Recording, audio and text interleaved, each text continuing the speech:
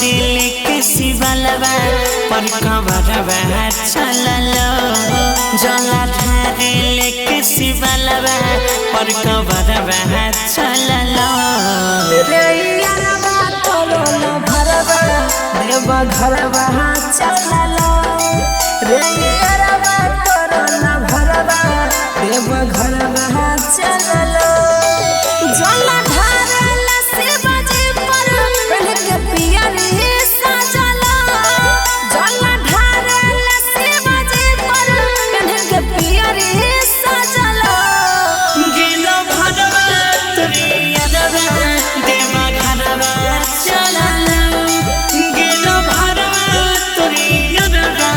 देव घरवा चललो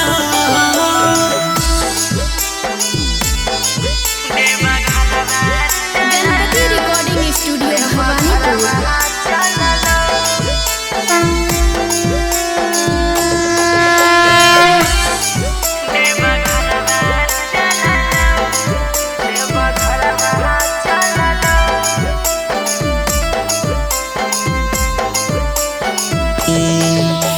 सुल्तानगंज में गंगा नहाई के जला उठैबैगे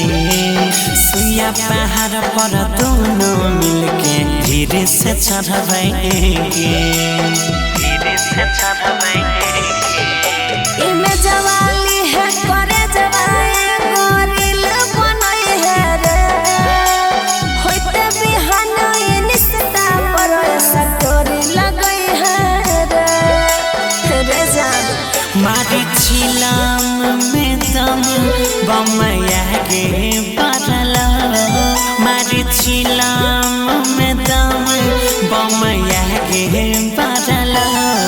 गेलो भरवा तोरी यादवा देव घरवा चललो रे यारवा तोरो न भरवा देव घरवा चललो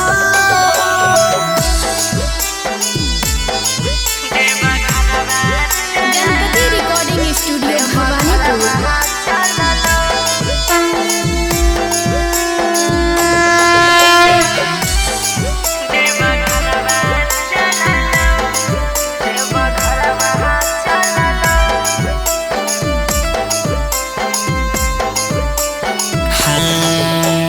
तू की मंगभी बाबा से चढ़ाई के जलवा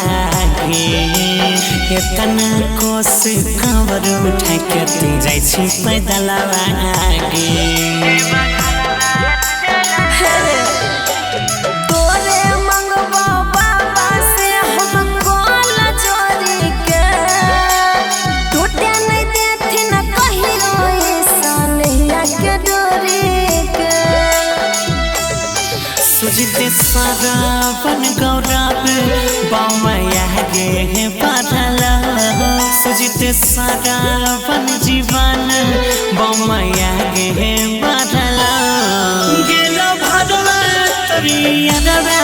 देव घरवा चललो